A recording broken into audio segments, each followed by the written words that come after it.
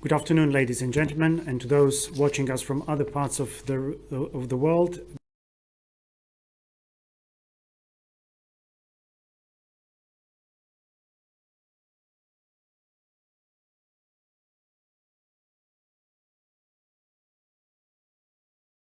To the IPCC report on the mitigation of climate change.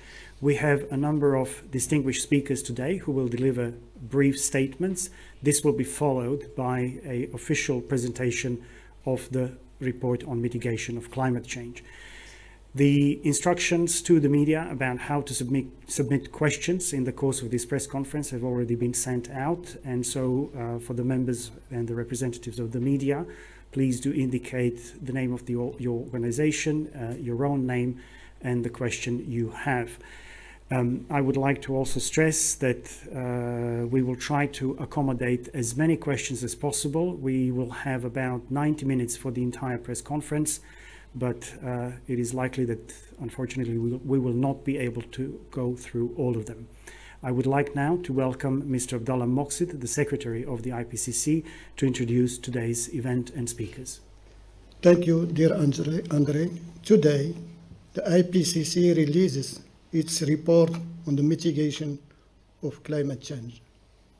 Soon, you will hear from the scientists themselves when they present the main finding of this report. This cycle, the sixth cycle, was the most intense of all the IPCC history, with 8 reports, and we have already released 7 of them. We have finalized the reports from the 3 working groups in unprecedented conditions during the COVID-19 pandemic. The report released today comes at the end of this third successful virtual approval plenary. I mean virtual approval plenary. The commitment and years of hard work of hundreds of scientists around the world and 195 governments made this possible. Let me also stress that the IPCC ability to deliver rely on the voluntary and generous contribution of states. I am incredibly honored to welcome and introduce our distinguished guest speakers. First, we will see the video message from the United Nations Secretary General, Antonio Guterres. We will also hear from our IPCC Chair, Professor Hussein. We will also hear from the World Meteorological Organization Secretary General, Professor Petri Talas, and the United Nations Environment Programme Executive Director, Inger Andersen. We will also hear from the scientists, Dr. Jimsky, co-chair of Working Group 3. We will hear also from Professor Diana Erg-Vorsatz, Vice Chair of Working Group 3, and we will hear also from Dr. Ramon Pich-Madruga, Vice Chair of Working Group 3. We will now see the video message from the United Nations Secretary General, Antonio Guterres. The jury has reached a verdict, and it is damning. This report of the Intergovernmental Panel on Climate Change is a litany of broken climate promises. It is a file of shame, cataloguing the empty pledges that put us firmly on track towards an unlivable world. We are on a fast track to climate disaster. Major cities underwater, unprecedented heat waves, terrifying storms, widespread water shortages, the extinction of 1 million species of plants and animals. And this is not fiction or exaggeration. It is what science tells us will result from our current energy policies. We are on a pathway to global warming of more than double the 1.5 degree limit agreed in Paris. Some government and business leaders are saying one thing but doing another. Simply put, they are lying. and the results will be catastrophic. This is a climate emergency. Climate scientists warn that we are already perilously close to tipping points that could lead to cascading and irreversible climate impacts. But high-emitting governments and corporations are not just turning a blind eye. They are adding fuel to the flames. They are choking our planet based on their vested interests and historic investments in fossil fuels, when cheaper, renewable solutions provide green jobs, energy security, and greater price stability. We left COP26 in Glasgow with a naive optimism based on new promises and commitments. But the main problem, the enormous growing emissions gap, was all but ignored. And the science is clear. To keep the 1.5-degree limit agreed in Paris within reach, we need to cut global emissions by 45% this decade. But current climate pledges would mean a 14% increase in emissions. And most major emitters are not taking the steps needed to fulfill even these inadequate promises. Climate activists are sometimes depicted as dangerous radicals. But the truly dangerous radicals are the countries that are increasing the production of fossil fuels. Investing in new fossil fuel infrastructure is moral and economic madness. Such investments will soon be stranded assets, a blot on the landscape and a blight on investment portfolios. But it doesn't have to be this way. Today's report is focused on mitigation, cutting emissions. It sets out viable, financially sound options in every sector that can keep the possibility of limiting warming to 1.5 degrees alive. First and foremost, we must triple the speed of the shift to renewable energy. And that means moving investments and subsidies from fossil fuels to renewables now. In most cases, renewables are already far cheaper.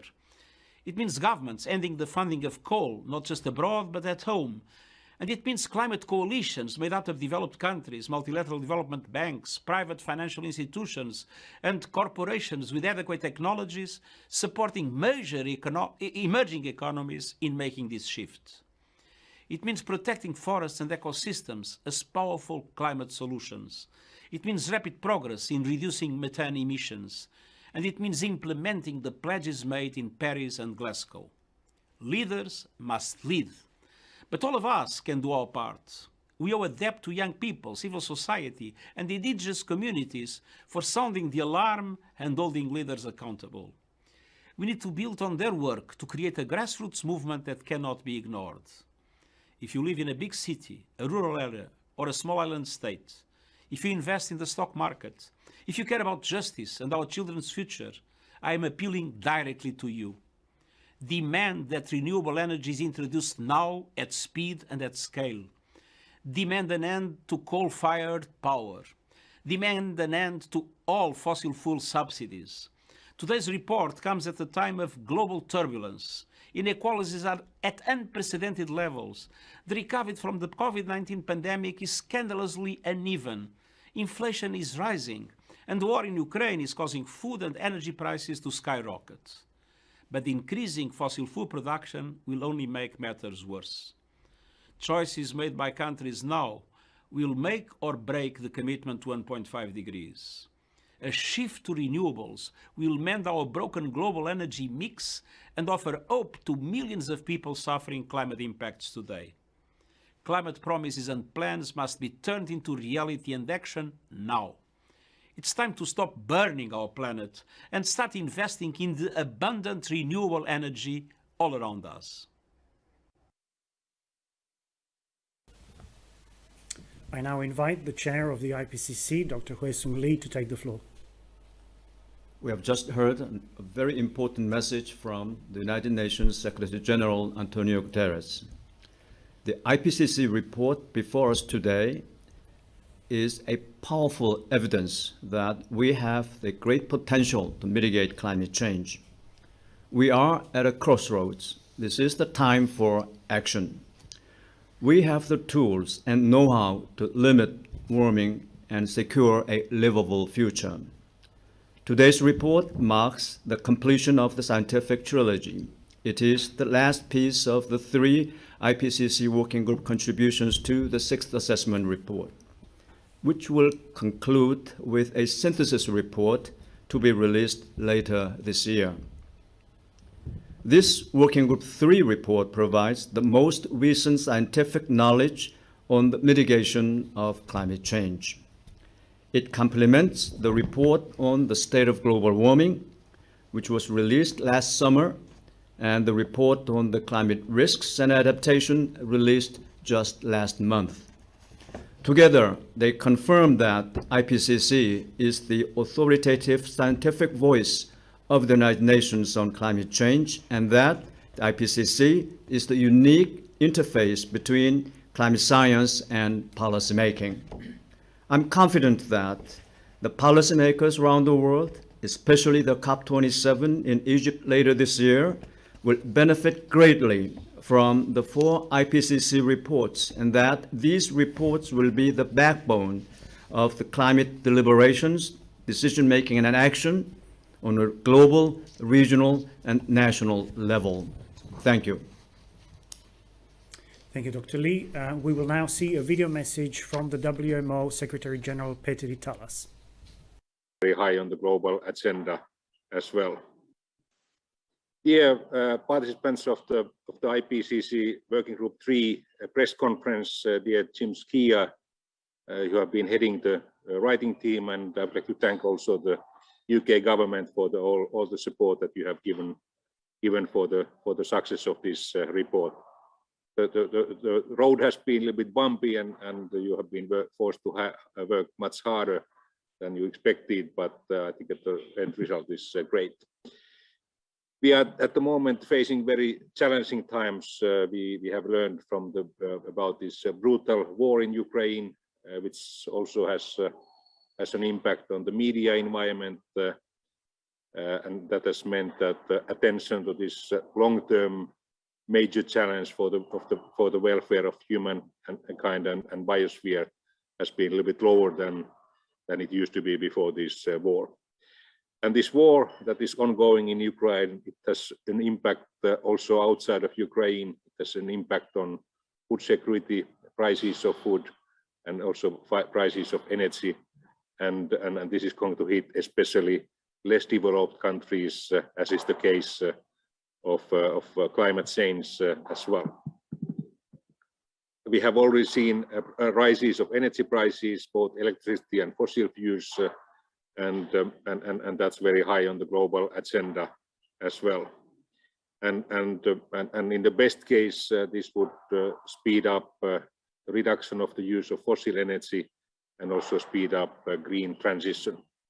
In the worst case, interest to mitigate climate change will be challenged because of this development.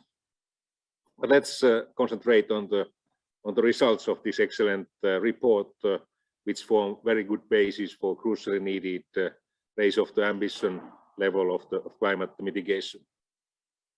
Although I would like to praise the results of the COP26, where G7 and European Union countries made pledges to keep us on 1.5 degrees track.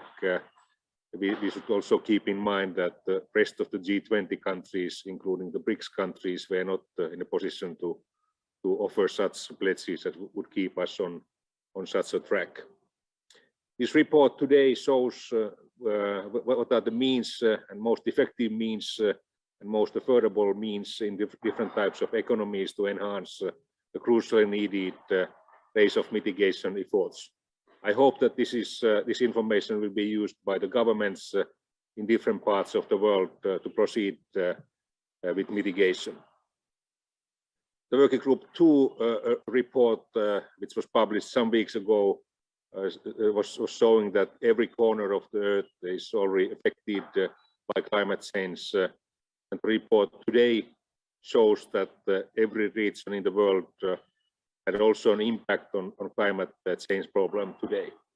Classically, we have been thinking that only the developed countries which have used most of the fossil resources so far are responsible for that.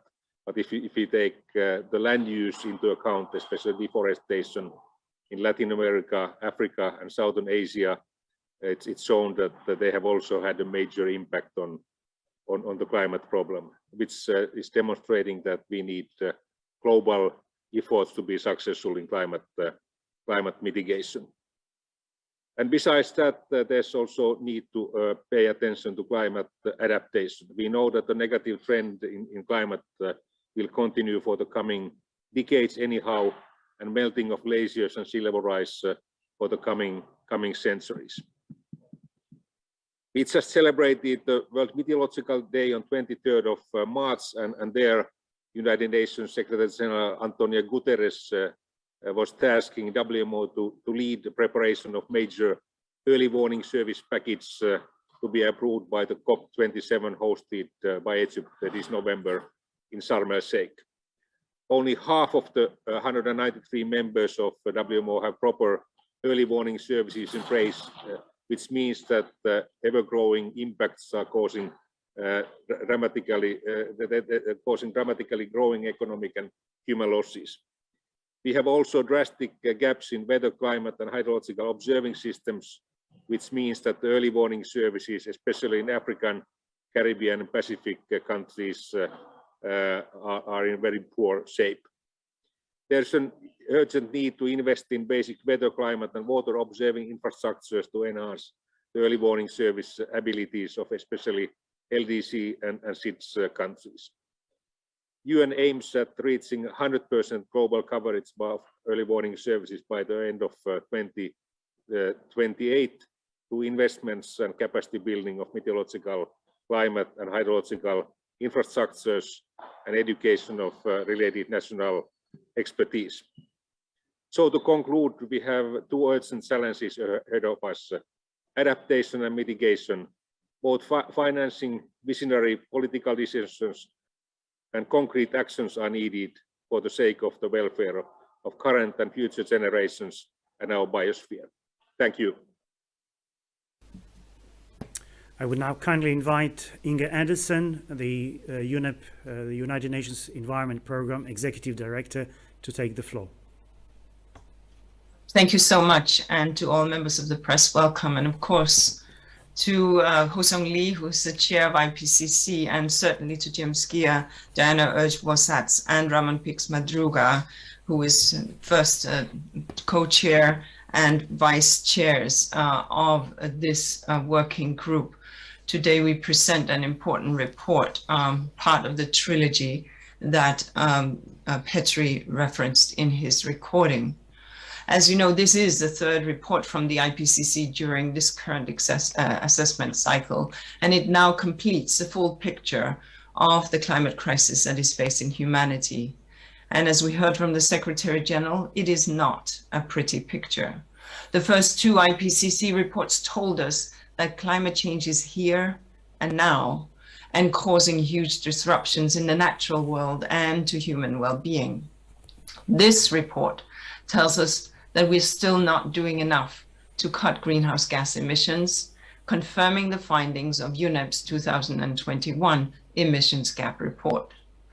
The last 2 decades saw the highest increase in emissions in human history, even though we know how much trouble we're in. The next decade cannot follow the same pattern if we are to hold warming this century to 1.5 degrees Celsius. Half measures will not halve greenhouse gas emissions by 2030, which is what we need to do. And we all need to go in on this. The IPCC tells us that we have the knowledge and the technology to get this done through a rapid shift from fossil fuels to renewable and alternative fuels, through moving from deforestation to restoration, through backing nature in our landscapes, oceans, and cities, through transforming our cities into green and clean spaces, and through behavior changes to address the demand side of the equation.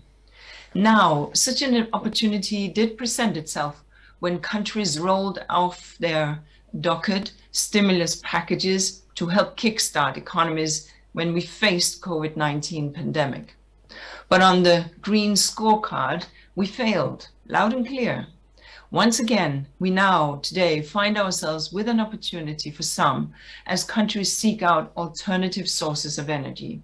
Immediate needs must be met, yes, to heat homes and to keep lights on. But as we rethink hydrocarbon suppliers, our dependency on fossil fuels, the solution has to be to kickstart the transition to renewable and cleaner sources of energy. The next climate COP in Sharm el-Sheikh must bring more ambitious climate pledges and long-term strategies for 2050 to help drive such shifts. But increased action must begin this year, not next year, this month, not next month, and indeed today, not tomorrow. Otherwise, we will, as the UN Secretary General put it, continue to sleepwalk into a climate catastrophe. Thank you. Thank you very much for these thoughtful remarks. I would now like to invite Dr. Ho-Sung Lee, the chair of the IPCC, to open the official presentation of the report. Thank you, Andre. This critically important Working Group 3 contribution assesses progress made in mitigation and options available for the future. It is looking at enabling conditions across sectors and systems in the aspects of the technological, environmental, economic, and social dimensions. Building on the findings of Working Group 1 and Working Group 2, this report gives us options for solution. It offers strategies to tackle the critical questions of our time. How can the world reduce greenhouse gas emissions? How can the world speed up the emissions reductions in a just and equitable manner? How can the buildings, transport, cities, agriculture, livestock, and energy sector to be a part of the solutions to lowering emissions? I'm encouraged by the increasing number of countries taking ambitious climate actions. There are policies, regulations, and market instruments that are proving effective. If these are scaled up and applied more widely, they can support deep emissions reductions and stimulate innovation. The Working Group 3 co-chairs and vice-chairs will present the main findings of the report. Now I hand over to the Working Group 3 co-chair, Dr. Jim Ski, who will present the details of the report. Okay, thank you, Ho-Sung. And before I start, I would like to thank all of the authors who spent countless hours working on this report on a voluntary basis under extremely difficult circumstances given the COVID pandemic. I would also like to thank my fellow co-chair, Priyadarshi P.R. Shukla, who unfortunately can't be with us today. We've actually been shoulder to shoulder for the last 5 years to guide the work on this report. In his place, I'm actually joined by two of the Working Group 3 vice chairs, Diana Urga-Vorsats and Ramon Pix-Madruga, and together we are pleased to present the findings of this Working Group 3 assessment of the mitigation of climate change. Now, our assessment was prepared by 278 authors from 65 countries. We reviewed more than 18,000 scientific papers and considered close to 60,000 individual comments from governments and experts as part of the drafting process. And all of this feedback has helped to strengthen the report. So in the next 20 minutes, we're going to set out our key findings, showing where we are in terms of greenhouse gas emissions, where we're headed, and what action we can take to limit global warming. Now, the reality is that greenhouse gas emissions, which are causing global warming, are at their highest levels in human history. Emissions in 2019 were about 12% higher than they were in 2010 and 54% higher than in 1990. So we are definitely not on track to limit warming to 1.5 degrees Celsius. But there is increased evidence of climate action, and the average annual rate of growth in global emissions has slowed in the last decade, from 2.1% per year in the early part of this century to 1.3% per year between 2010 and 2019.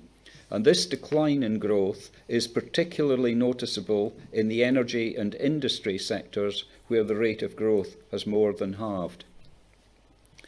Despite this progress, our assessment concludes that unless there are immediate and deep emission reductions across all sectors, limiting warming to 1.5 degrees will be beyond reach. Some countries have achieved a steady decrease in emissions over several years at rates consistent with limiting warming to 2 degrees, and a growing number of cities are setting net zero target. An increased range of policies and laws have enhanced energy efficiency, reduced rates of deforestation, and accelerated the deployment of renewable energy. And climate laws that result in reduced or avoided emissions are present in 56 countries, covering more than half of global emissions. One notable success is around renewable energy. Since 2010, there have been sustained decreases in unit costs, with reductions of 85% for solar energy, 55% for wind power, and 85% for batteries. And in some cases, costs have fallen below those of fossil fuels. And at the same time, we've seen big increases in installed capacity, as this figure shows. Now, looking at policies that were implemented by December 2020, we conclude that, without strengthening mitigation efforts, greenhouse gas emissions are projected to lead to warming of 3.2 degrees. In the scenarios we assessed, limiting warming to 1.5 degrees requires global greenhouse gas emissions to peak before 2025 at the latest and be reduced by 43% by 2030. Emissions from methane, a short-lived but very potent greenhouse gas, would also need to be reduced by about a third over the same period. And even if we do this, it is almost inevitable that we will at least temporarily exceed 1.5 degrees warming, but we could return below this level by the end of the century. Now, limiting warming to around 2 degrees still requires global emissions to peak before 2025 at the latest, and be reduced by about a quarter by 2030. Now, the temperature will stabilise when we reach net zero carbon dioxide emissions. So to limit warming to around 1.5 degrees requires reaching net zero carbon dioxide emissions in the early 2050s, and for 2 degrees, carbon dioxide emissions would have to be reduced to net zero in the early 2070s. Deep and sustained reductions of other gases would also be required. So how do we go about reducing these emissions? And to answer this question, let me hand over to Diana. Thank you, Jim. I'm Diana Urge-Forsatz, one of the vice chairs of Working Group 3. What I would like to do now is to take you through the options that are available in each sector to combat climate change. And yes, in every sector there are options available that can at least halve emissions by 2030 and keep open the possibility of limiting warming to 1.5 degrees. Let's walk through these.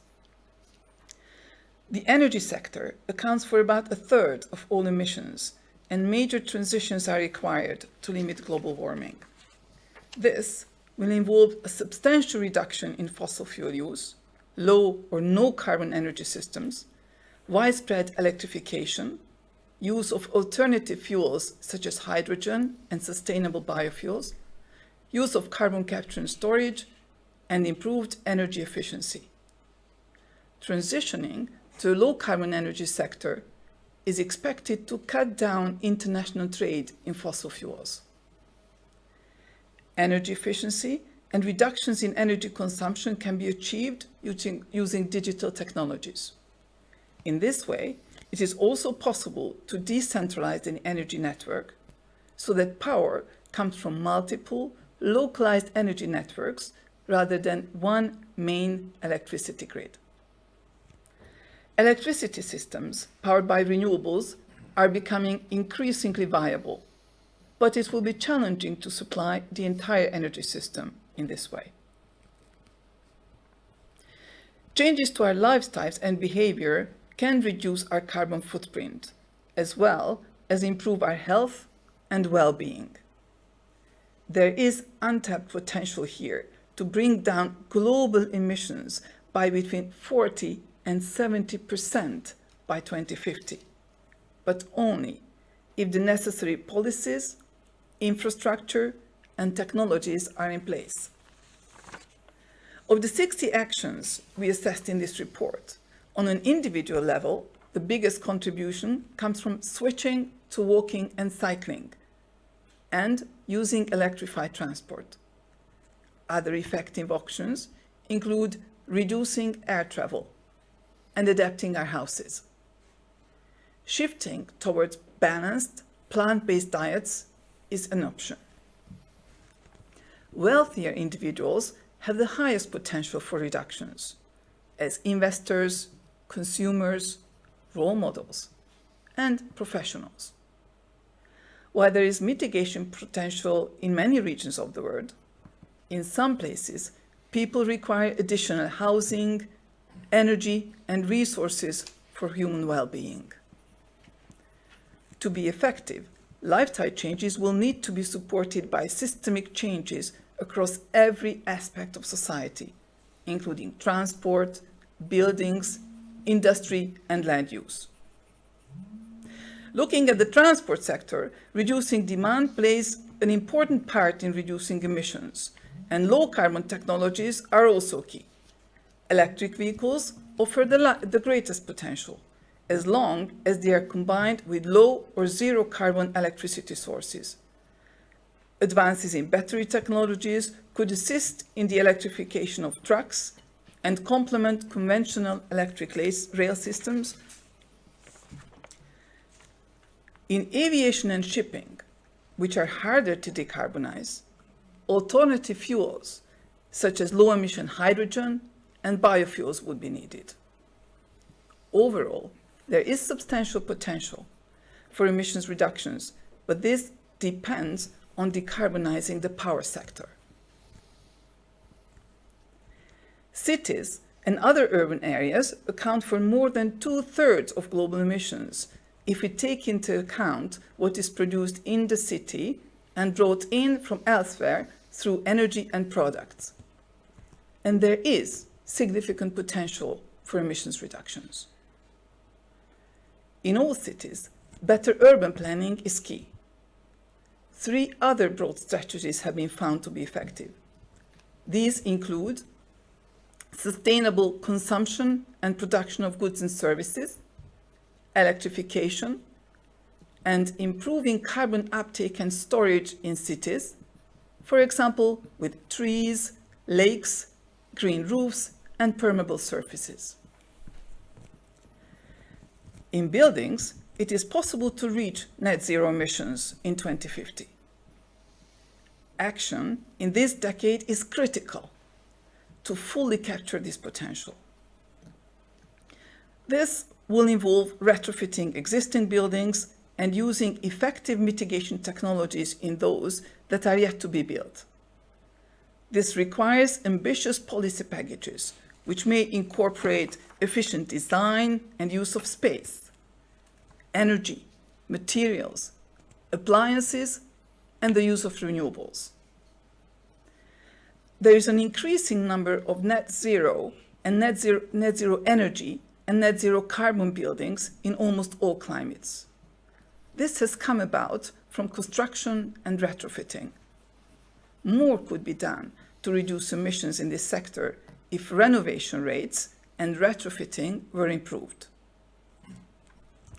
Reducing emissions in industry will involve using materials and energy more efficiently, reusing and recycling products, and minimizing waste. These approaches are underused in policies and industrial practice at present. For basic materials, including steel, building materials, and chemicals, low to zero greenhouse gas production processes are at their pilot or near commercial stage. In some cases, they are at commercial stage, but not yet established through industrial practice. This sector accounts for about 1/4 of global emissions. Achieving net zero will be challenging and will require new production processes, low and zero emissions electricity, hydrogen, and where necessary, carbon capture and storage.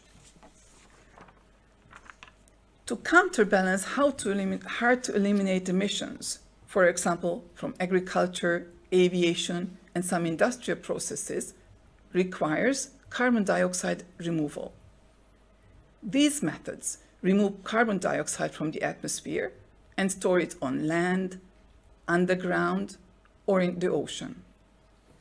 There are biological methods that can store carbon, such as reforestation and soil carbon management, and these are widely practiced.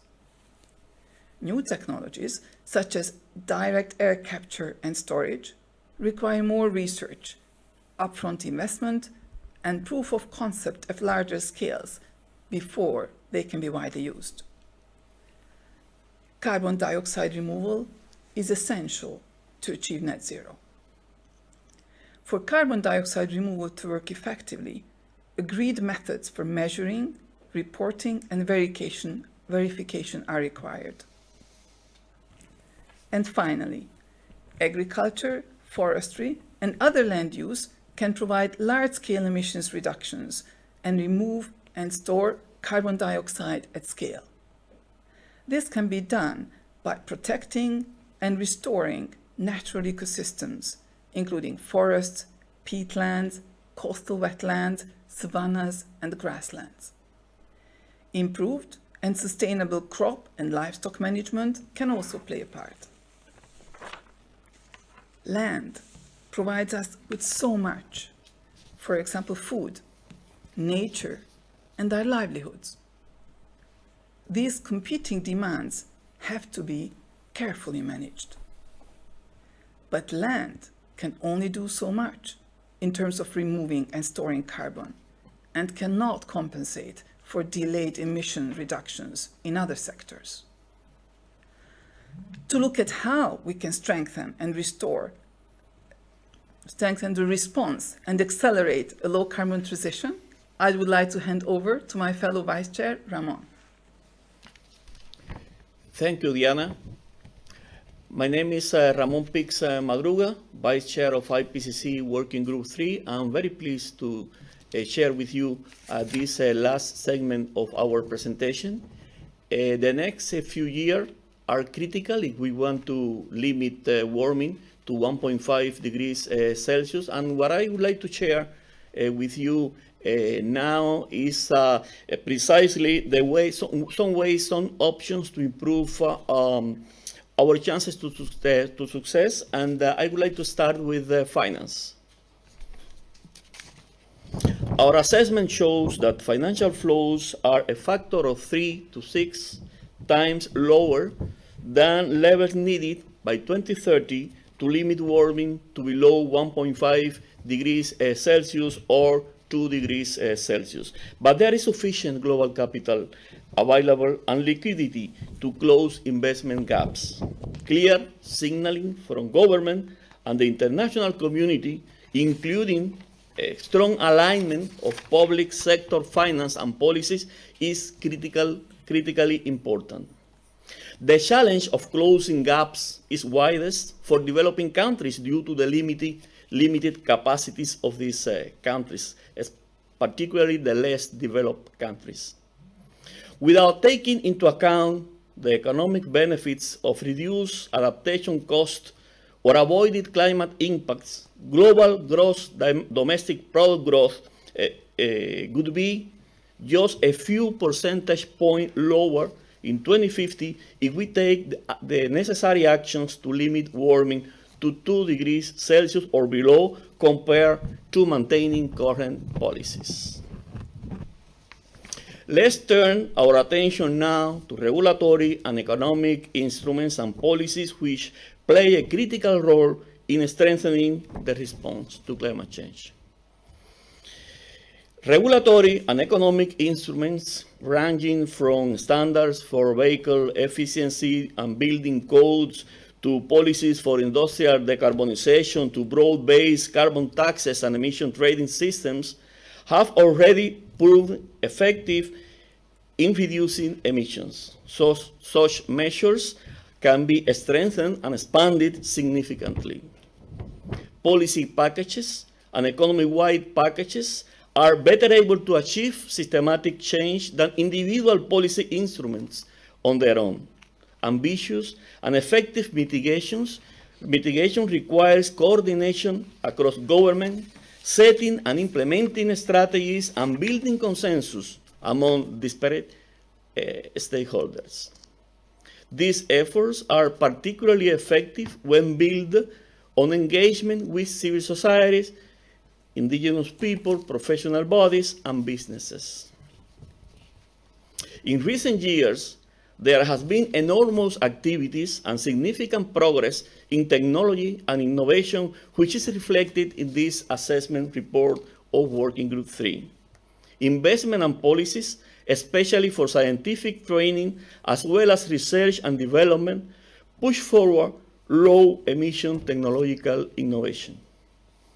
Key to effective decision-making in assessing the potential benefits and risks of different technologies and approaches, understanding their implementation at scale, and identifying what stands in their way. Some options are technically viable, increasing cost-effective, and generally supported by the public, which enables development in many regions. Examples include solar energy, energy-efficient appliance, improve forest and crop management, and reduce food waste. Other options face barriers that need to be addressed before they can be implemented at scale. Adoption of low-emission technologies is slower in most developing countries, particularly the less developed countries, due to their limited capacities. In all countries, actions to limit global warming that result in wider benefits to societies can increase the pace, depth, and breadth of emission reductions. Accelerated and equitable climate action in mitigating climate change and adapting to climate change impact is critical to sustainable development. In this report, we show how mitigation goes hand in hand with achieving many of the sustainable development goals. We see that equity and just transitions can lead to deeper ambitions for accelerated climate action. Many countries and regions are already applying just transition principles. In our assessment, we look at how mitigation actions can lead to sustainable development. Here are two examples, and let me start with actions in urban areas. As we focus on just one option, green and blue infrastructure, we see that green roof and facade, networks of parks and open space, wetlands, and urban agriculture can not only absorb and store carbon, but at the same time achieve many other sustainable development goals, as you can see with the square in these graphs. For example, they can reduce pressure on urban sewer systems, reduce flood risks, and heat island effects. They can also deliver health benefits from reduced air pollution. Focusing now on land use, avoiding deforestation, and sustainably managing soils, forests, and livestock can mitigate climate change. These actions align well with sustainable development and can also result in responsible production, improved livelihood, and food security. Potential conflicts between reducing emissions and sustainable development, particularly around land use, and the need to ensure access to food, water, and energy can be managed with the right policies, investment, and financial partnerships. This gives an insight into the wider benefits of mitigation. Our report provides a comprehensive assessment of all this. And for now, I would like to hand back to my colleague, Professor Jim Skee. Okay, thank you, Ramon. Climate change is the result of more than a century of unsustainable energy and land use. and patterns of sustainable consumption and production. And what this report has done is to show how taking action now can move us towards a fairer and more livable world. And so just to sum it all up, we know what to do, we know how to do it, and now it's up to us to take action. Thank you very much for this presentation. We are now opening the floor for questions. The first questions are already with us. I will direct the first one to Professor Jim Ski. Your SPM, this is from the New Scientist magazine, Adam Vaughan. Your SPM says that global emissions must peak by 2025 and fall 43% by 2030 in, quote, in global modeled pathways that limit warming to 1.5 with no or limited overshoot, at end quote. What examples does the report hold to suggest that this is feasible? And what the global emissions rose 5.5% last year and have never fallen that fast. Yeah, well, what the report absolutely makes clear is that we're not talking about business as usual if we are going to address the challenge of climate change. So we don't look at the immediate past and say we expect that pattern to continue. The message is very clear. The governments of the world have set targets in the Paris Agreement or the Paris goals of limiting warming to 1.5 or maybe 2 degrees. And what we have done is set out very clearly, it's almost through the laws of physics and chemistry, that that is what would need to happen if we were to limit warming to these levels. Now, we're very conscious of the question about this big change of direction. So the report does contain within it lots of assessments of the feasibility of the individual options that Diana especially was taking us through. And it also has an assessment about the feasibility of actually the kind of system changes that would be needed. And just to say, the longer we put off action in terms of addressing climate change, the bigger the feasibility challenges will be. And that is a very, very clear message of the report. Thank you very much for that. The next question is from Deborah Kroll, the Indigenous Affairs reporter from Arizona Republic. This is the question for Diana. Indigenous people fear that the move to conserve more land will end up removing them from those lands and result in not only homelessness, but decreasing biodiversity that made them attractive. How could they be included in conservation instead of being excluded from their ancestral home? Thank you very much for that question. Actually, there are several aspects of our report that are relevant to this question. For example, first we show that actually restoration of ecosystems and preserving some of the land in its original ecosystem status is very important. In fact, one of the most important options in our land, how we can reduce emissions. What we also show that any option that we want to implement will have negative impacts on some consumer groups or some stakeholders, some parts of businesses or of the society. And in order to manage these, the best option is to involve these stakeholders from the beginning of planning these actions, and we especially emphasize indigenous peoples that these are especially important to involve. Also, they can also have special wisdom to us in which we can benefit from when we plan these opportunities. Thank you very much. The next question is from New Hampshire Public Radio. It's directed to Ramon. What is the role of local or state or city or town governments in speeding emissions reductions? What goals should they set and what actions can they take?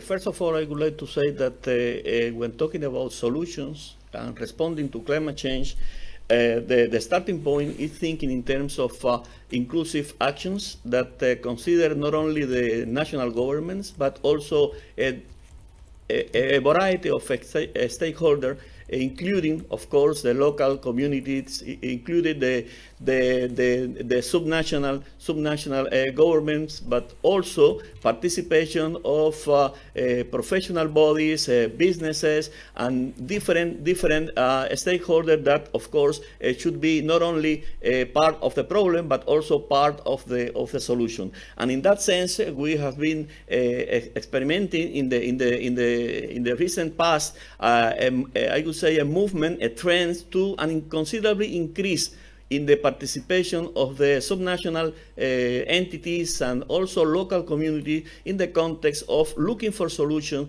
to climate change. And this has, to certain extent, also encouraged governments to take policies and law associated as part of this whole trend. This has encouraged and to the national government to think and to take approved policies and laws that directly or indirectly, let's say, for instance, through energy policies and so on, contribute to climate action, contribute to climate responses. It's a crucial element indeed, thinking in terms of the inclusiveness that is needed and equity in terms of thinking on policies and responses to climate change. These two concepts are as crucial as part of the whole concept of just transition. I mean, how equitable is the process, how inclusive is the process, and in that sense, the local communities, the indigenous people, and the other stakeholders that I already mentioned are crucial components, crucial ingredients. Thank you very much for that response. We have the next question from the Times of India, and it's directed to the United Nations Environment Programme Executive Director, Inger Andersen. The question is the following. Many banks are promising to eliminate fossil fuels advancements, and corporates are promising net zero, which may not be believed by everybody. The UN Secretary General has formed an expert group to take stock of the progress of these claims. How do you feel and how much this is possible and to achieve net zero by 2050? Well, thank you very much. I think we've just heard from the presentation that it is a major shift, and that goes for government, but it certainly also goes for banking. And so accordingly, therefore, we are very clear that it is easy to make the claim and harder to deliver on this claim, whether it's on the government side or on the banking side. But clearly what this report makes absolutely clear is that unless we do so, we will not be having the security of the investments that people have made for the day after tomorrow, the proverbial day after tomorrow. Therefore, making those shifts as early as possible is critical. In his statement, the recorded statement, the Secretary General spoke to this exact issue. Because the point is, if I am a young person and I start my pension today, with a pension scheme today, I would very much like to have that pay out when I reach early age. So what is it, therefore, that my pension is investing in? If I am an insurance company, what is it that I am investing the insurance premium in?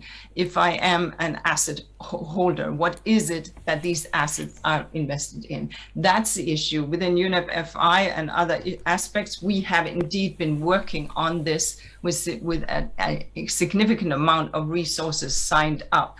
But it is a hard issue, and the call is therefore on individual investors, but also on institutions to lean in and make this happen. Thank you. Thank you very much for this response. Just to check if there are any other additional comments from the people in the room. No. We are moving on. The next question is from the Associated Press, and it's directed to James Key. At what date will it become impossible, even with drastic emission cuts, to keep temperature below 1.5 degrees Celsius? The report says it is impossible under current NDCs and current policy. So at what year do we pass the crossroads Dr. Lee mentioned, where no matter what we do can't prevent hitting 1.8 degrees? Well, I think I would almost need to consult my calendar on that particular question, because the report is very clear that we need to take action now, or 1.5 degrees may become simply beyond reach. It may be physically impossible to get there. So the message is we don't have a date. I mean, I think Inger Anderson, when she was talking, she said, not this year, not next year, this week, not next week, today, not tomorrow. And that would really be the message. We need to get on with this now, or 1.5 degrees will slip beyond reach. And if there is no advance in the kind of pledges that countries are making, before we get to COP27 in Egypt at the end of this year, I think we may well have to conclude that indeed 1.5 has gone.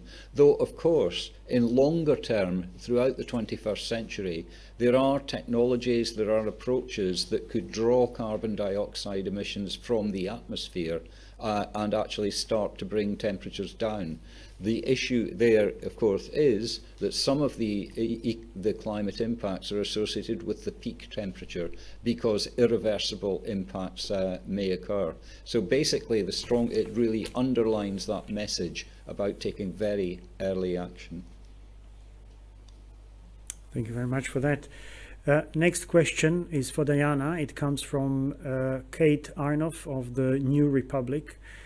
And the question is following. In response to high fuel prices and war in Ukraine, the US and EU have signaled they will build additional fossil fuel infrastructure on either side of the Atlantic, much of which will stay online for decades to come. Are these build-outs consistent with limiting warming to 1.5 degrees Celsius or 2 degrees Celsius? Thank you. We do show that fossil fuel infrastructure that we keep building, some of that will be stranded, which means that we will not be able to use it if we want to keep global warming to 1.5 degrees. In fact, what we show is that what we already presently see, or at least at the time when we closed, when we finally looked at literature, which was last October, that approximately 1 to 4 trillion US dollars worth of infrastructure will be stranded, which means that will not be possible already to return fully their investments.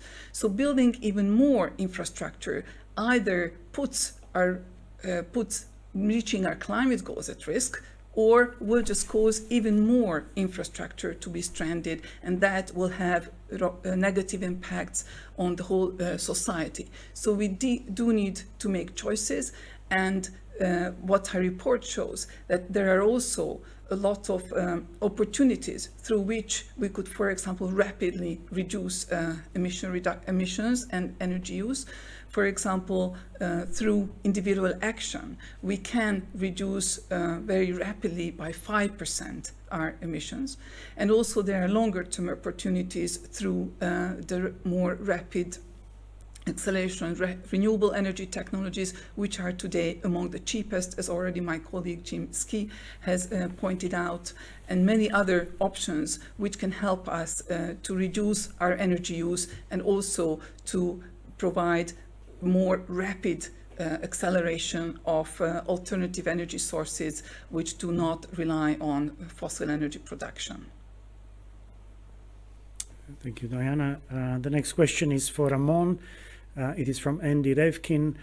The report shows global greenhouse gas emissions have continued to rise, but also says expanding laws and policies, quote, have led to the avoidance of emissions that would otherwise have occurred, end quote.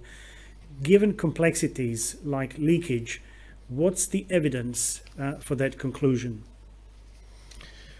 Well, first of all, I would like to say that the policies and law is a part of the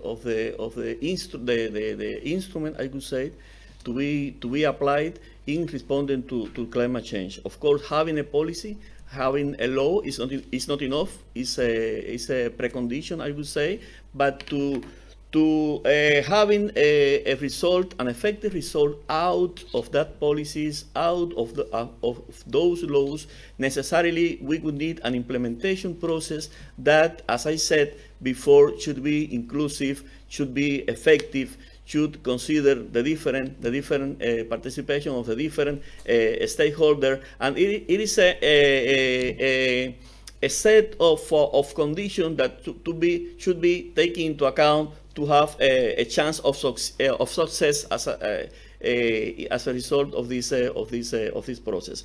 Reducing energy emissions, as has been already mentioned by my colleague Professor Ski, a good requirement to, if we want to limit warming, for instance, to 1.5 degrees Celsius, would imply immediate and significant reduction in the greenhouse gases emission.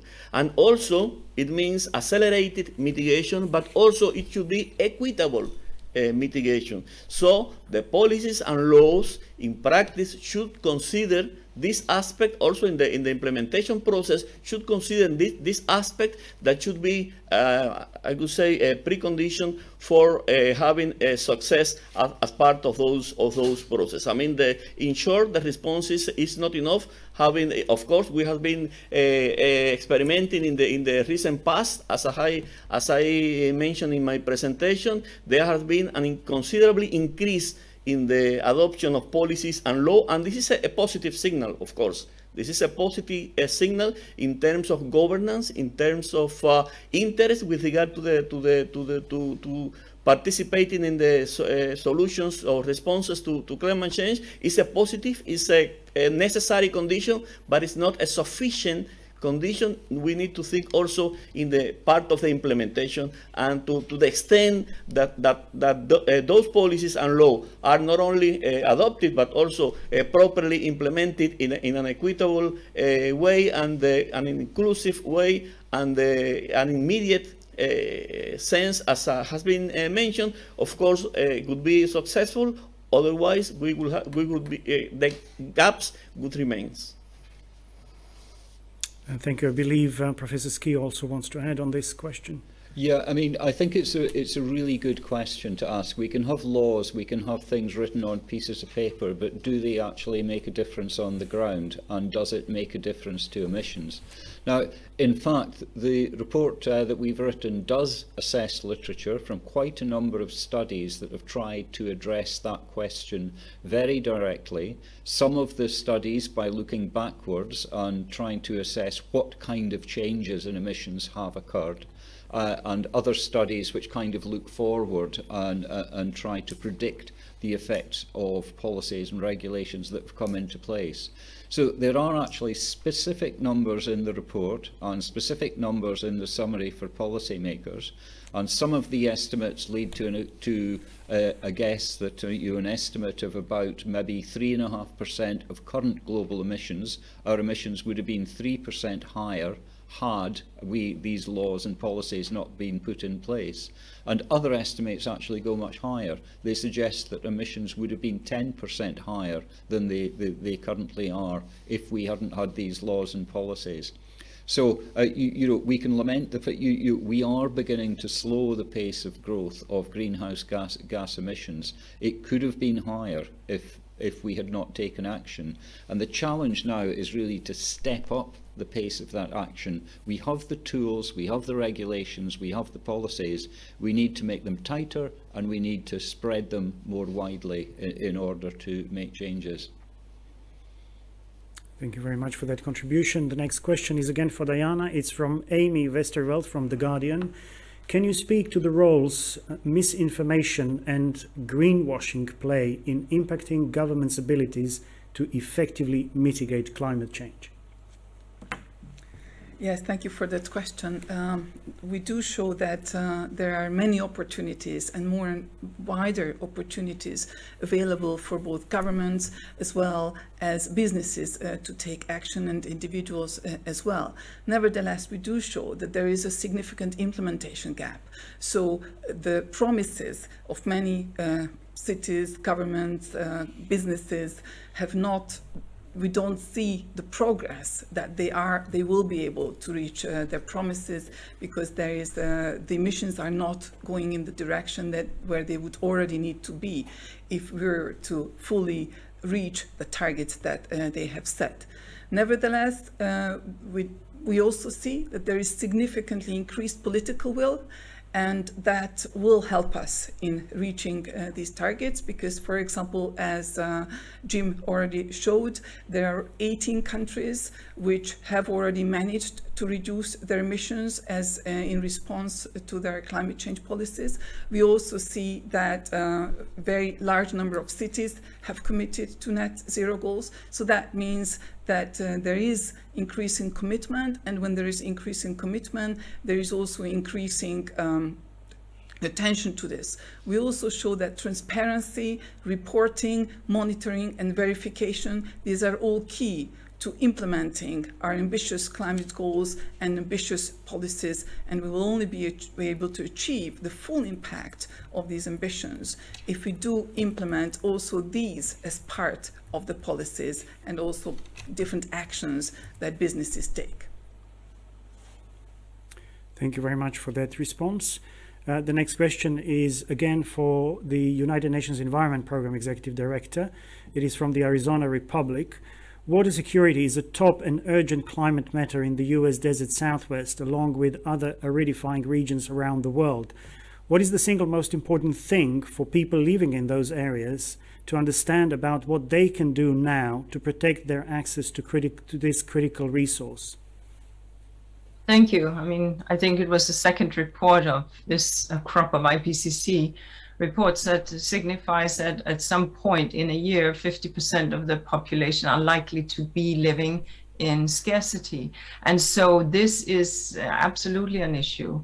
So are we then, therefore, in these scarce areas, and I will distinguish between poorer regions such as the Sahel and a wealthier region such as Arizona, are we in the wealthier areas where scarcity prevails, living as if we had no scarcity? Are we being mindful of the kind of restoration activities, ecosystem restoration activities that we could do that would enhance soil moisture and therefore leave the little rainfall that there may be in the soil, also at the same time making them more fertile? Are we using zero watering gardens? What kind of hardware and machinery do we use for that is water consuming and that is otherwise that could be more water efficient? Do we understand that we can in fact implement and have a much lower water footprint while still living healthy lives with parks and enjoyment? So it is around appliances, it is around awareness, it is around use, and it is also around mindfulness, around storage and restoration in poorer zones, such as the Sahelian belt from Somalia on the one end and to Senegal on the other. Clearly there it is about restoration. This is why the African Union has started the African Green Belt that sees to and looks towards restoring what has been degraded over since the 70s, when we have seen this ever decreasing rainfall year on year, driven on by climate change. These are the kind of actions that we can take. And so that does become very critical. If I just may, on the issue of policies, the very issue is that having policies that stick, that are, as we heard, also transparent, but also that are reported on by media and held to account. That is where we see the needle shifting the fastest. Declaratory policies that are generic in nature are not the way we will get there. It is by getting quite specific, sector by sector, the building sector, the construction sector, the transport sector, as well as the energy sector. That's the way we will get there. And of course, incentivizing with instruments, be it taxes or tax breaks, to enable that these policies are taken up more fast. Thank you. Thank you very much. We are also seeing some interest in the actual work of the IPCC. The Secretary mentioned in his opening remarks the voluntary contributions by states, as well as the pandemic. So to summarize those in a two-part question, what kind of support the IPCC is enjoying from the member states, and what has been the impact of the COVID-19 pandemic? This is a question for Dr. Abdallah Moqsid. Thank you, Andre. Yes, IPCC is basing his work on voluntary contributions. And I will use 3V. It is about financial voluntary contribution. And as IPCC work should be neutral, because we are assessing research, but we should really be neutral about any kind of policy. This is why we are working with voluntary contribution, financial voluntary contribution. The second V is, and this is the big V, because it is based on the voluntary contribution from scientists. Thousands of scientists are contributing to the high quality of the work of IPCC. And I think I am happy to see in this press conference we have developed country experts, women, and as well as developing country experts. And this sixth cycle, thanks to the voluntary contribution, voluntary involvement for not only balanced regional representation, but also the openness for new new youth scientists. And this is, thanks to this great V, we are providing a good assessment. The other V is a little bit specific for IPCC, because IPCC is the best interface between policy and science. And we were not about to achieve an approval if we didn't have voluntary disposition from government to listen to scientists to come with a consensus and a sort of summary policy maker, that bring government and scientists in same table. Yes, of course, the sixth cycle was a little bit, particular, because it was the most intense in the history of the IPCC. We are releasing 8th report, but also we faced the COVID-19 pandemic. And I am happy to say that for the 3 reports, 3 contribution, working group 1, working group 2, working group 3 approval session, all of this approval session were handled in virtual platform. And this, of course, requested a huge IT support, huge mobilization, but there are also some positive aspects. I can just give you the example of this plenary. We did have almost 1,000 registered delegation. 1,000 participants were participating or the negotiation of this plenary, because it is virtual. But of course, we demonstrated that we managed the pandemic. The pandemic didn't stop IPCC to deliver, and we are hoping next time to can have it, we have it in person. But anyway, we will be able to use this virtual platform to manage any situation, thanks to all the disposition and all the collaborative work. And this is something I want also to highlight. I think the 6th cycle was also a demonstration that there was excellent collaboration between the 3 working group of IPCC, as well as between the Secretariat and all the technical support unit under this 3 working group. This is what I want to say. Thank you. Thank you very much. I believe the chair of the IPCC would also like to add a few words. Yes, thank you. A couple of minutes ago, there were questions about the effectiveness of climate litigation and also some policy instruments. And these are very, very important questions. And I just want to highlight a couple of data that AR6 found. That is the consumption-based CO2 emissions declined in developed countries. This implies that the CO2 intensity in the developing countries declined. This is the example of a very positive policy spillover across the borders. And positive policies, actions taken in a developed countries or some other countries have a spillover effect. So we can be very optimistic about this direction of very ambitious action in the countries. Thank you very much, Dr. Lee. The next question is from Laurie Gehring from the Thomson Reuters Foundation. It is for Ramon. What are now the major barriers to achieving the transition needed? Social, financial? What, in simple terms, needs to change to bend a curve that is so far not being bent? Thank you very much. I would say that this question refers to some elements which are crucial in the debate on climate change, and also for finding solutions or responding to climate change. With regard to the social issues, I would like to highlight that this is in this sixth assessment report, the contribution of Working Group 3 to this sixth assessment report of the IPCC.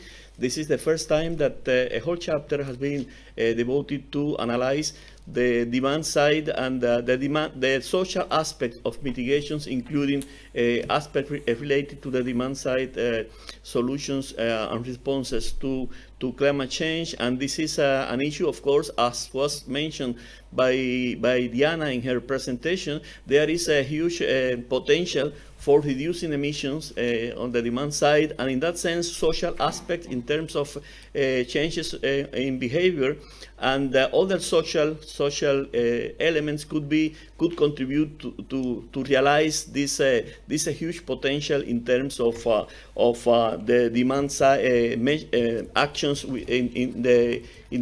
the demand side. But of course, there are, talking about barriers, and of course there are social barriers as those associated to the social behavior, but there are other crucial barriers that has to do with what is also mentioned in the question, which is finance, technology, and this is crucial for particularly those segments of the world economy which are much more vulnerable. And they are the developing countries, and within the developing countries, for instance, those which are much more vulnerable as small island developing states and less developed countries.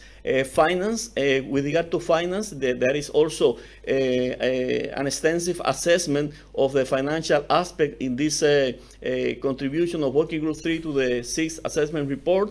And in that sense, it is clear that there is a gap. There is a gap with regard to the existing financial flows oriented to climate action and the requirements to the financial requirement to advance in limiting warming to 1.5 or 2 degrees Celsius. And in contrast to this gap, there are capitals available. There are liquidity available. So the point is, if we want really to advance in that path of limiting warming, following those ambitious goals, we need to think in terms of firstly addressing those gaps, and this is a signal for government, for the international community, also in terms of international cooperation, but because finance and technology are two key aspects that in terms of barriers and in terms of the needs of developing countries for fully participate in this response, in this global response to climate change, that should be properly addressed. And this has also to do with the articulation, the connection of the climate response to the Sustainable Development Goals.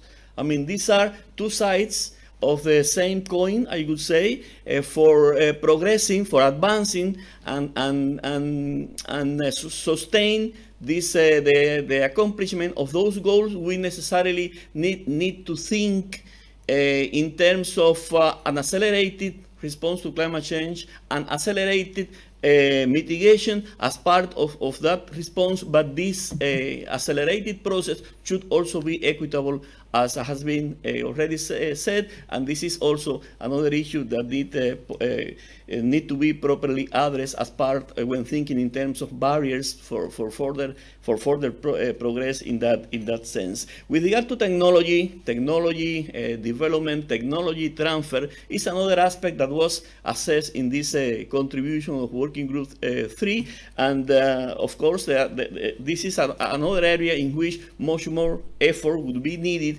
if we, want to advance with limiting the warming in those directions, taking into account these two ambitious goals: 1.5 degrees Celsius and 2 degrees Celsius. So in general, I would say that this aspect, when the responses or the potential responses to climate change, particularly in terms of mitigation, which is the mandate, the main objective of this Working Group 3, when talking about mitigation as part of the responses to climate change, the assessment of not only of the potential but also of the barrier has been a crucial aspect, and of course the intention is keeping these as relevant areas within the work of the IPCC.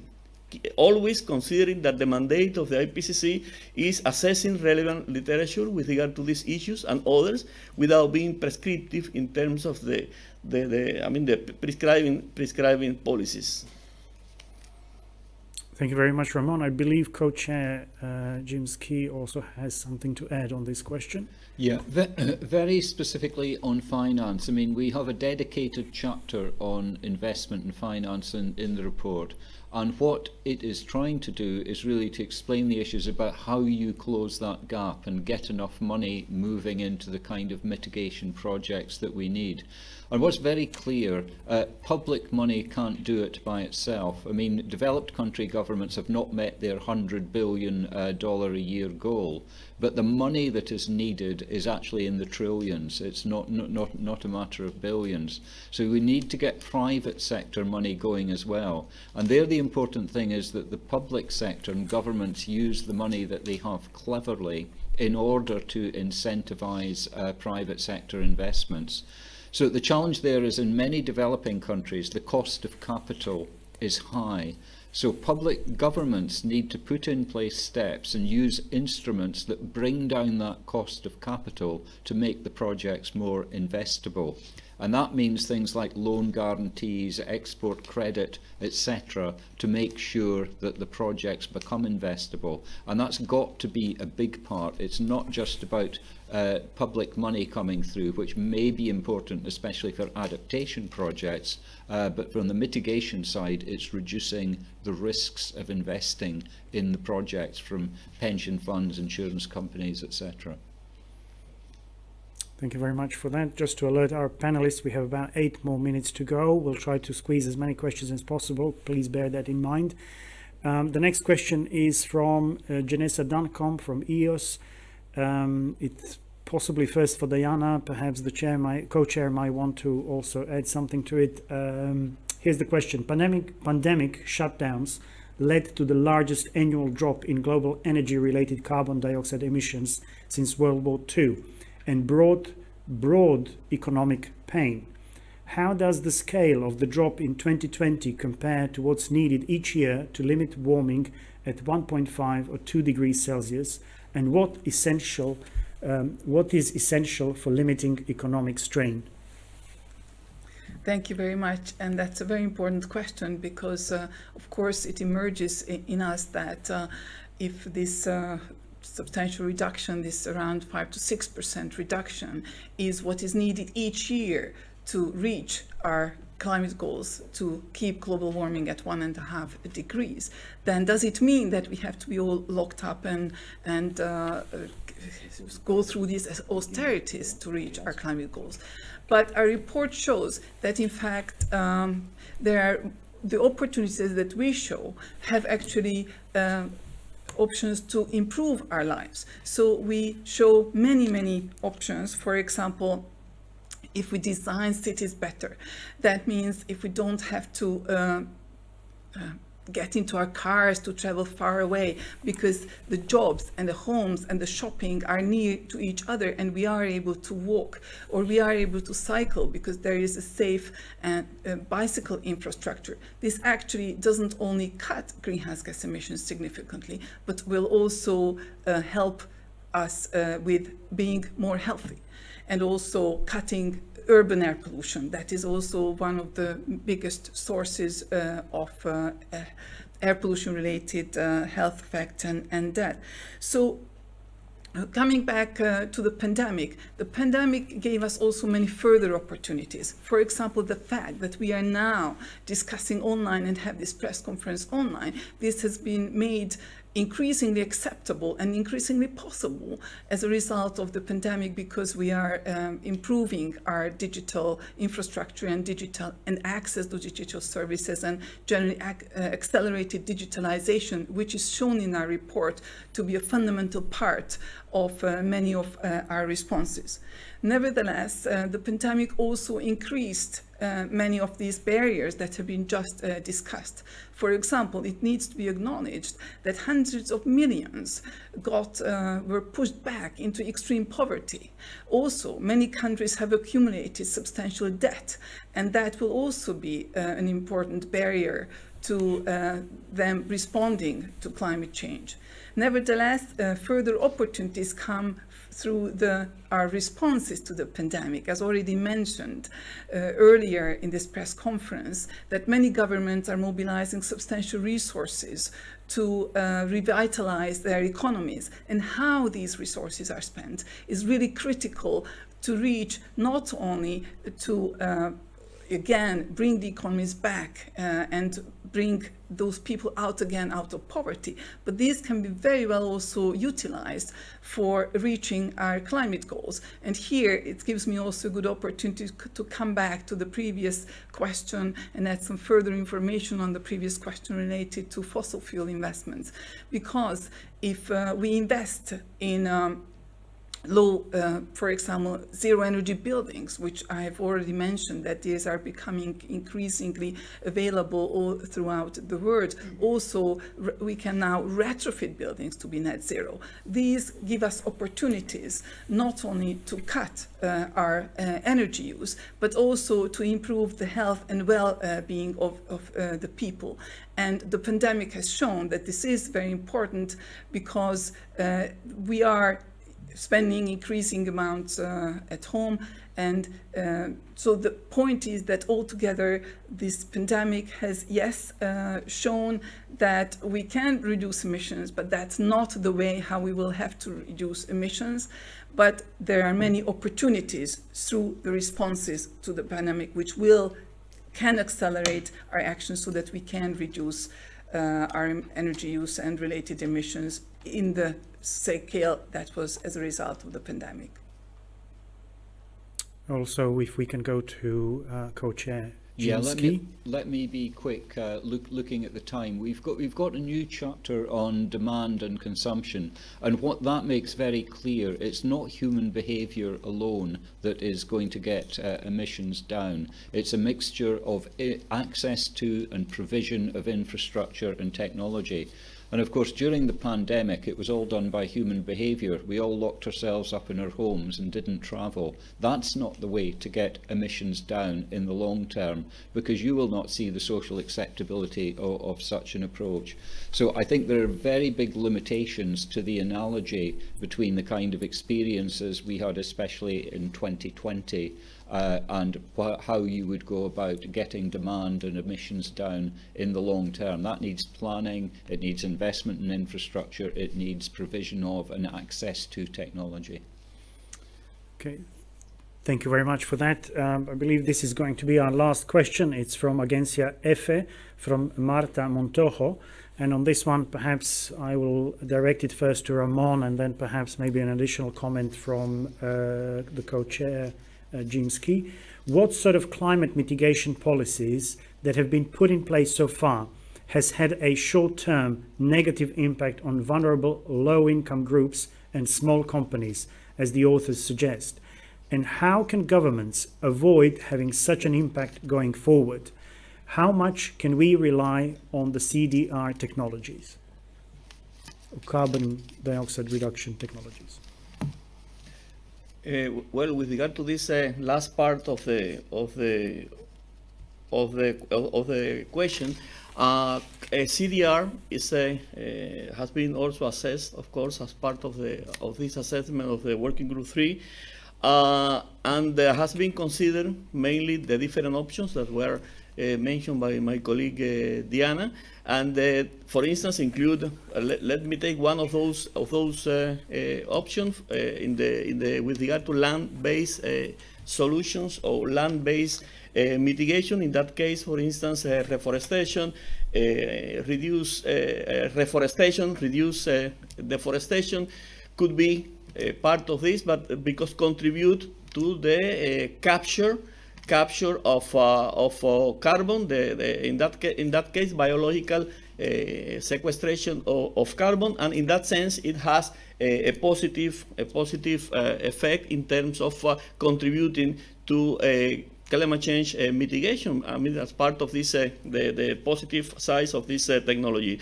But we need to take into account that when applied at very large scales, many of these technologies, CDR technology, can have also adverse effects in terms of the implications of the impacts with regard to the other land uses that has to do, for instance, with food security, but also with the soil, the health of those ecosystems. It could imply the soil deterioration. It can have negative implications for biodiversity. I mean, all these potential side effect that in many cases are associated to the scale in which these technologies are applied were assessed in this contribution of Working Group 3. Of course, as I said, these CDR technologies are not only considered for land-based responses. There are other options that were also mentioned in terms of the ocean, geological sequestration, and so on. But I took this specific example with regard to the land responses, because there we can see many of these positive in terms of mitigation and adverse side effect with regard to the other negative implication in other areas. Thank you very much. Co-Chair Ski. Yeah, okay, that was two massive questions for the price of one there, actually. Just thinking about potential negative effects, and they don't have to be negative if they're managed properly. For example, the move to electric vehicles. They're more expensive to buy and they're cheaper to run, and that can affect people on low incomes who don't have the access to the capital to take them up. So that's the kind of thing where you need the policies in place to actually make it work and make it equitable. You can also pick up areas of converting agricultural land for planting trees. That can displace people and interacts with land tenure systems. So again, these are the kind of issues that need to be managed. And on carbon dioxide removal, I mean, the chapter that we have on this that includes this is very clear that there are a very diverse number of approaches, technologies, measures that count as carbon dioxide removal, and they all need to be addressed very carefully. Some are land-based, as Ramon has said, some are very engineering and technical, and each has their own challenge. But I'd completely agree with Ramon that it's the land-based ones where you need to look out very carefully for the social equity, just transition kind of issues. Thank you very much. And actually, the last question is also for you. It is from the Washington Post, and it's the following. The report makes that politics, not science, technology, or lack of understanding is the main barrier to achieving emissions reductions. Which political players have been the main obstacles to climate action? How must politics now change to enable the energy transition to occur? Andre, you saved the most difficult question for last, and the one I need to be most delicate one, because it is not IPCC's job to comment on the policies of individual countries or organisations. We have a chapter on institutions, governance and policy that very carefully assesses the literature around these particular areas. And I think what it actually does is to step back a little from actually asking questions about greenwash and whose obstacles, to think carefully about how policies are formed and the role of different stakeholders in policy formation. And it then has a much wider reach because of course NGOs and civil society are also playing a big role in influencing climate policy, and we flag up the role, for increasing role of climate litigation, which may not only affect governments but may affect private sector actors as well. So as you know, we're trained to deflect questions like that, and I hope I've deflected it sufficiently. Thank you. Thank you very much. And before we close, I would just like to invite the chair of the IPCC, Hwee-Sung Lee, to share any closing remarks he may have with us. Thank you very much. And this report, as you know very well, is released under the rising oil prices. And the oil prices is changing almost every day. And remember, 2 years ago around this time, exactly April 20th of 2020, the oil price was minus $40 per barrel. So this is the world. And therefore, this increases rapidly rising oil prices would be just a blip in our journey to the path to net zero. And the world sooner or later will realize that this net zero path would be independent of changes in oil prices. Our data support that. Working group, this 3 report indicated that for last 10 years, the CO2 intensity declined globally, regardless of changes in the oil prices, which was very volatile. So we wish to convey that message to the world. Thank you very much. I wish to thank all of the panelists for their time today and for sharing the scientific findings of the Working Group 3 report, the 3rd contribution to the 6th assessment cycle, which will be concluded in autumn this year when the synthesis report will be again delivered to the public, to the world. I would also like to thank the representatives of the media for attending this press conference. Take care and see you soon. Bye-bye.